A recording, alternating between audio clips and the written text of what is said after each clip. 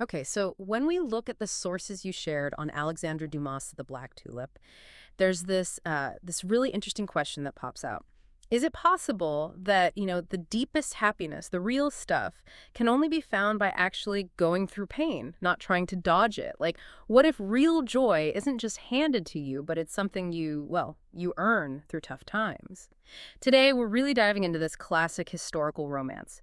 We want to unpack how it gives us these honestly surprising insights into finding happiness, even when things seem absolutely awful. That's our mission for this deep dive, using your material, finding those bits of wisdom. Yeah, it's a fantastic way to look at a story that maybe a lot of people think they already know pretty well. This analysis, looking at your notes, it really peels back the layers, doesn't it? It takes what seems like a simple story Hmm. and shows these incredibly relevant human emotions, this resilience that honestly still speaks to us today. It shows how, looking closely at literature can light up parts of the human condition that are just timeless. Right, so let's start by setting the scene. Dumas throws us right into the Netherlands, 17th century. And it's vibrant, yeah, but also incredibly turbulent. This isn't just like pretty wallpaper history, it's a world in chaos. Oh, absolutely. He drops a smack bang into this period of intense political and social mess. You've got the Third Anglo-Dutch War going on, huge power struggles happening inside the Dutch Republic. It's really fracturing things. And like you said, it's not just background. Dumas uses this historical chaos to show, really vividly, the actual conditions his characters are up against when they face misfortune. It grounds their personal struggles in a world that's, frankly, harsh and unforgiving. And Dimas is so good at painting that picture, isn't he? He shows us the brutality of mobs, almost random violence sometimes, and the greed, that insatiable greed of the rising middle class, the bourgeoisie, and of course you mentioned it, the tulip speculation madness, that crazy bubble. It's like this whirlwind of blind capitalism. These aren't small details. They're the tough realities the characters have to deal with, the stuff that shapes their whole journey. Exactly. But what's really interesting, I think, is how Dumont handles it. Despite all this chaos, he's not just writing, say, political satire or just a history lesson. Instead, right in the middle of all that turmoil, he very carefully nurtures something else, a specific kind of flower, you could say. It's the love that starts to grow between the main characters, Cornelis van Barrel and Rosa. And alongside that love, there's this quiet, persistent hope that eventually justice might actually win out. It's like this delicate little shoot pushing up through hard concrete. Hmm. So if we kind of pull all those threads together, it feels like the main thing Dumas is getting at, the real core of what we're digging into today, is this powerful idea: happiness born from misfortune.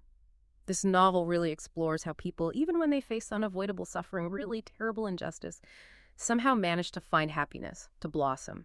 It's about finding that light in the darkest corners, really against all the odds. And this is where Dumas really shines, I think. His storytelling, he's just such a master at pulling you in, making you care about what happens to these people. It's captivating stuff. He really is.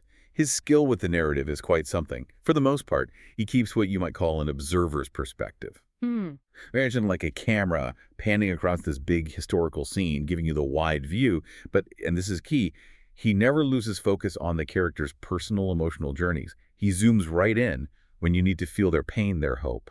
So, for example, the mob's violence is often described with this almost detached, dry narration. Yeah. But then the love between Beryl and Rosa, that's described with such warmth, such delicacy, you can almost feel it. It's a brilliant balancing act. Yeah, feel it is the right way to put it. Their connection feels so real, but then, like you said, he throws in the brutality, the politics.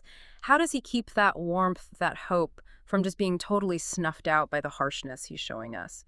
He gives us this really nuanced picture of good and evil, doesn't he? Like, Boxtel's jealousy and scheming, that's pretty clear-cut villainy. Right. Very straightforward. But then it's set against the moral gray areas of political power and how unpredictable crowds can be. It keeps you completely on edge, wondering, is this going to end in tears or is there some other way out?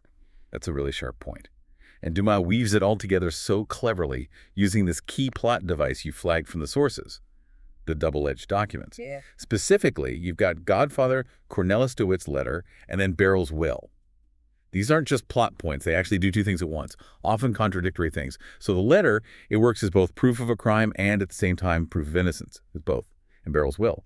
It's this deep declaration of love, but it's also, almost casually, the wrapper for that incredibly precious black tulip bulb. It's so smart. Mhm. because that device, it just perfectly shows how suffering and happiness aren't like separate roads you go down. They're tangled up together. They come out of the very same events, the same pieces of paper even. It's not like one always comes before the other, neatly lined up. They're woven into the same complicated fabric of life.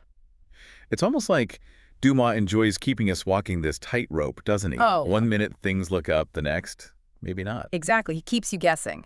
And if we look at how it all wraps up, the resolution, when young William III steps in, that's really crucial for the story. Now, we should probably say Dumas takes some liberties with the actual history there. That intervention is fictional. Okay.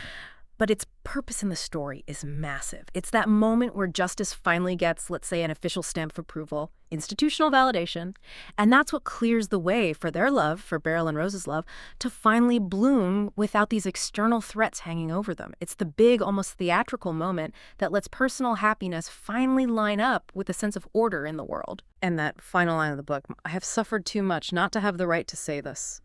I am too happy. Wow. It's so powerful. It almost feels like it's pushing back against our usual idea of a simple, straightforward, happy ending, doesn't it?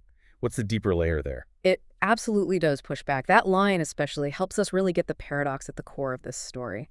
Happiness in this novel, it isn't just a state you find yourself in, something that happens to you passively. No, it's presented as an achievement, something profoundly earned, specifically through the experience of deep suffering. And the memory, the scars of that pain, they don't take away from the happiness. It's the opposite, actually. They make the happiness more complete, more authentic, more meaningful, ultimately. It's not a joy that just forgets the past. It's a joy that includes it and is richer because of it. So it really sounds like Dumas is giving us something much deeper, more complex than just a standard 19th century romance novel. This isn't only about a couple falling in love against the odds. You use this phrase, wounded happiness. That really sticks with me. Can you unpack that a bit more? What does that mean exactly? And how does Dumas show us its different sides? Does this kind of happiness, the kind born from struggle, actually end up being stronger, maybe, or more profound than happiness that hasn't really been tested? It's a great question. And yeah, wounded happiness really gets to the heart of it. The idea is that happiness in the Black Tulip isn't built by pretending the suffering didn't happen, by erasing it. It's built on those traces of suffering. It's not just, a fleeting good mood or a chemical buzz. It's deeper. It's a testament to survival. It's proof that you navigated the pain and came through. It finds its wholeness precisely because it accepts its own imperfections, its scars. And yes, I think Dumas definitely suggests that this kind of happiness, the kind forged in that fire of hardship, is ultimately more resilient. It's more authentic. It's a happiness that knows its own value because it understands what it cost, what it overcame just to exist. The novel just embodies this paradox beautifully, showing how we integrate hardship into our deepest joys. That's fascinating. And it's really interesting to think about who Dumas was writing for originally.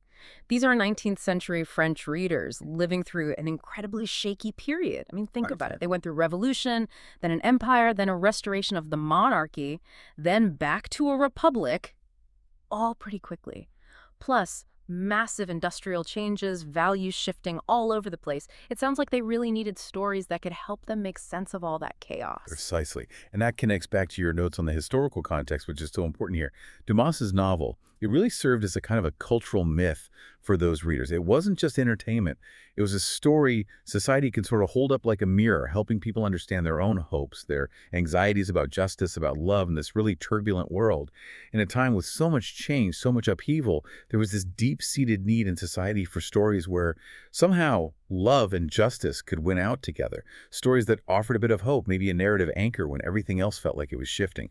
The Black Tulip gave them that sense of possibility, that comfort. Okay, so bringing it forward then, beyond the 19th century, why does this story still resonate? Why should you, listening now, care about it today? We're clearly not reading it just for a history lesson or a simple love story, right?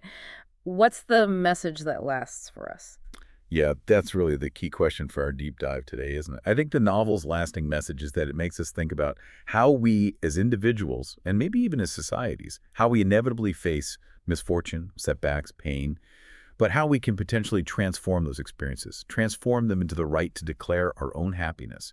It's about finding agency even when things are tough. It's about carving out your own path to joy even when the world seems set against you. It kind of nudges us to think about how our own challenges, big or small, actually shape our capacity for real, authentic joy. And it really underlines that idea of unrivaled, only my own happiness, doesn't it? Like your happiness doesn't have to be this incredibly rare, spectacular thing, like a literal black tulip that nobody else has. What really matters, and what Dumas shows so well, it's its authenticity, its unique weight, the weight it gains because you endured your own personal challenges to get there. It's personal, it's earned, and it's uniquely yours because of the journey you took. So, what a journey we've taken today, from the political chaos of the 17th century Netherlands through this complex plot filled with love, injustice, those double-edged documents, all the way to this really profound idea of wounded happiness. It's been quite an exploration of how happiness isn't always what we might think. Yeah, and the central takeaway I think really boils down to this. Happiness isn't necessarily about escaping suffering. Often it's like a bloom that only really flourishes after the storm, in its wake. It's a right you earn through being resilient, through having the courage to keep going, and refusing to let pain just define everything that comes after. It's a powerful truth, maybe one we don't talk about enough, that Dumas really brings to life. So, as you go about your own life, navigating all its complexities, maybe take a moment to think. How do you identify your own black tulips? What are those rare, unique flowers of happiness in your life that maybe could only have grown out of your most challenging times? It's definitely a thought worth sitting with. Might just change how you see your own wins. Thanks so much for joining us on this deep dive into the black tulip.